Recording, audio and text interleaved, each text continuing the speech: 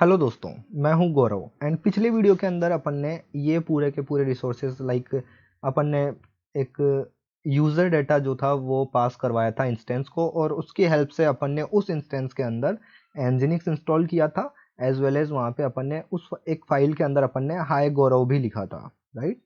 और वो जो स्क्रिप्ट फाइल है वो है ये वाली, राइट। तो अपन इस कोड को टच नहीं करते हैं, तो इस वीडियो में जब अपन अप्लाई करेंगे तो ये कोड भी चले जाएगा, ठीक है। अब बात आती है कि सपोज आपका ये जो एक डायरेक्टरी है, इस डायरेक्टरी के अंदर एक फाइल है readme.md, हो सकता है कोई फोल्डर हो, कोई प्रोजेक्ट हो, राइट। आपको इस फाइल को कॉपी करवानी है आपके न्यूली क्रिएटेड इंस्टेंस के अंदर, तो आप क्या ये करवा सकते हैं क्या?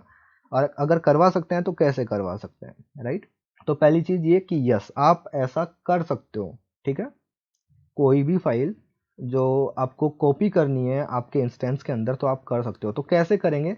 तो उसके लिए मैं यहाँ पे इंट्रोड्यूस करना चाहूँगा प्रोविजनर्स को, ठीक है। प्रोविजनर, एंड प्रोविजनर किस टाइप का होगा, राइट। तो जो टेराफॉर्म है ये 3 टाइप के प्रोविजनर्स आपको प्रोवाइड करवाता है। फाइल, उसके बाद में local exit and remote exit, ठीक है। ये क्या होते हैं इनके बारे में आगे देखेंगे। अभी के केस में केवल ये देखो कि अगर आपको एक फाइल आपके जिस मशीन पे टेराफॉर्म चल रहा है उस मशीन से कॉपी पेस्ट करवानी है रिमोट मशीन पे, राइट, जो इंस्टेंस क्रिएट होगा उस पे, तो वो कैसे करवाएंगे? तो यहाँ पे आपको क्या लिखना है? प्रोविजनर। प्रोविजनर का टाइप क्या है? फाइल। ये जो प्रोविजनर है ये क्या क्या चीज लेता है, ठीक है। तो मैं यहाँ पे आ गया टेराफॉर्म, यहाँ पे मैं फाइल प्रोविजनर्स पे हूँ। एंड ये देखो, ये ले रहा है सोर्स, ले रहा है डेस्टिनेशन, ले रहा है और एक कंटेंट करके भी लेता है। चलिए, तो सबसे पहले सोर्स क्या दे दूं मैं? सोर्स फाइल का नाम दे दो।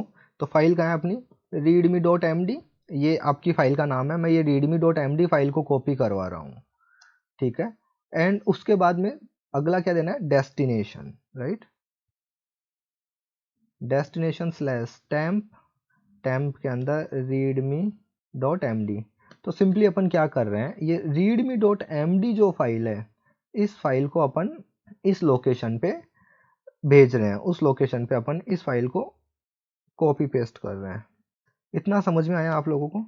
सिंपल सा आपने आपकी फाइल का नेम दिया है और आपने उसका सोर्स एंड डेस्टिनेशन दिया है। तो सोर्स जो रहेगा वो तो रहेगा करंट मशीन, या फिर यूँ मान लीजिए टेराफॉर्म मशीन जहाँ पे आपका टेराफॉर्म रन हो रहा है, और ये जो रहेगा ये रहेगा रिमोट मशीन, बोले तो ये इंस्टेंस वाला मशीन। इस इंस्टेंस के अंदर किस लोकेशन पे जाके ये फाइल कॉपी होगी। इतना समझ में आया? अगर मैं ये कमांड चलाऊंगा तो क्या ये चलेगी क्या?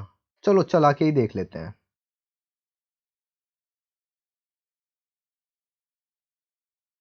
राइट दोस्तों, तो मैंने आपको बोला था कि ये नहीं चलेगा और आप देख सकते हो ये नहीं चला।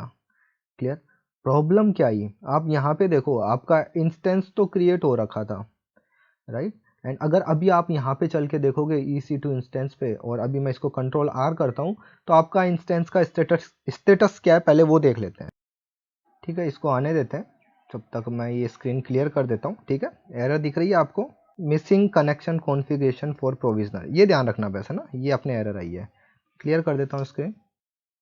एंड यहाँ पे आप इंस्टेंस देखिए, राइट। तो आपका देखो, आपका प्रोविजनर फेल हो चुका है, राइट। उसने एक फाइल सेंड नहीं की, उसके बाद में भी आपका इंस्टेंस रनिंग कंडीशन में है। और अभी मैं TF स्टेट के अंदर चलता हूँ। तो दोस्तों हमेशा एक चीज़ ध्यान रखना, कभी भी आप किसी भी तरीके का प्रोविजनर डिफाइन करते हैं, ठीक है, आपके रिसोर्स को, और वो प्रोविजनर अगर फेल होता है तो होगा क्या कि टेराफॉर्म जो है वो क्या करेगा, वो जो रिसोर्स है ना उसको एज ए टेंट मार्क कर देगा।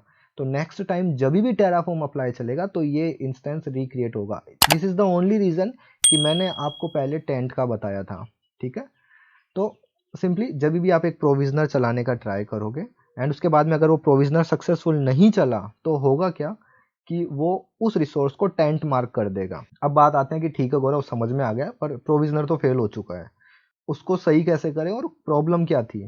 तो दोस्तों प्रॉब्लम क्या थी, आपकी ये instance.tf फाइल के अंदर आप सोर्स से डेस्टिनेशन पे एक फाइल मूव करवा रहे हो, बट आपने अभी तक इसको ये नहीं बताया कि भाई साहब जो आपका रिमोट मशीन है ना उसका यूज़र नेम क्या है, उसका पासवर्ड क्या है, मैं उसको SSH कैसे करूँ? क्लियर? चलिए, तो फिर कैसे कर सकते हैं ये, तो मैं आपको वो बताता हूँ। तो सिंपली प्रॉब्लम क्या आ रही थी, अपने अपने प्रॉब्लम ये आ रही थी दोस्तों कि आप ये जो प्रोविजनर है, इस प्रोविजनर को कनेक्ट नहीं कर पा रहा आपका रिमोट मशीन, राइट। आप इस मशीन को एक्सेस नहीं कर पा रहा, तो इस मशीन को एसएसएच करके ही तो ये फाइल कॉपी पेस्ट करेगा ये प्रोविजनर, तो वो कैसे होगा। तो यहाँ पे आपको सिंपली देना है कनेक्शन ब्लॉक, एंड जो आपका कनेक्शन ब्लॉक है इसके अंदर आपको आपके सारे के सारे क्रेडेंशियल से रिलेटेड डिटेल्स देनी है। लाइक टाइप क्या होगा, राइट। तो लिनक्स के केस में अपन एसएसएच की हेल्प से रिमोट एक्सेस करते हैं, बट विंडोज़ के केस में अपन लोग एक्सेस करते हैं किसकी हेल्प से, विनआरएम की हेल्प से, राइट। तो अपन प्राइवेट की में अपने को की देनी है, तो सिंपली अपन फाइल फंक्शन यूज कर सकते हैं, राइट, दिस वन। ठीक है, तो ये अपनी प्राइवेट की है, ये यूज़र नेम है, ये सारा का सारा डिटेल्स अपन ने दे दिया है।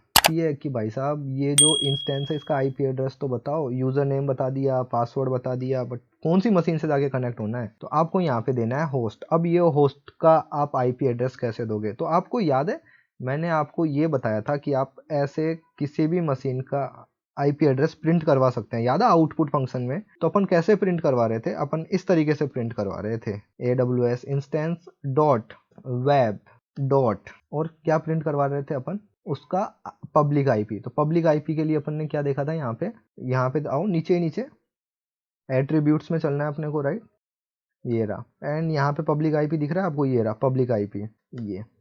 चलो दोस्तों, अब यहाँ पे AWS का एक कॉन्सेप्ट और क्लियर करने का मौका अपन को मिल जाएगा। कॉन्सेप्ट क्या है, आप ये देखो कि जब भी आप कभी भी टेराफॉर्म अप्लाई कमांड चलाते हो ना, तो टेराफॉर्म को कैसे पता चलता है कि सबसे पहले मुझे की बनानी है, और की के बाद में सिक्योरिटी ग्रुप बनाना है, और उसके बाद में मुझे AWS का इंस्टेंस बनाना है। तो टेराफॉर्म को सिंपली कैसे पता चलता है, टेराफॉर्म ने सपोज AWS इंस्टेंस फाइल को रीड करना स्टार्ट किया, जैसे ही उसने इस फाइल को रीड करना स्टार्ट किया तो वो ये देखता है कि यहाँ पे AWS की पेयर एंड की डॉट TF करके कोई फाइल है, तो इसको समझ में आ जाता है कि यार ये इंस्टेंस जब क्रिएट होएगा ना, तो उसको इस वाली फाइल के एट्रीब्यूट्स की ज़रूरत है, मतलब उसको इस इंस्टेंस को बनाने से पहले उसको इस फाइल को बनाना पड़ेगा। और फिर उसके नीचे आता है, वो देखता है सिक्योरिटी ग्रुप, तो वो देखता है कि अरे यार ये जो सिक्योरिटी ग्रुप है, आई मीन ये जो इंस्टेंस है, ये एक दूसरे रिसोर्स पे भी डिपेंडेंट है। कौन सा दूसरा रिसोर्स, जो दूसरा रिसोर्स है वो सिक्योरिटी ग्रुप है, क्योंकि उसको यहाँ दिख रहा है कि यार यहाँ पे मेरे को इस सिक्योरिटी ग्रुप का आईडी लगेगा, और ये आईडी तो तब आएगा जब ये पहले बनेगा, राइट।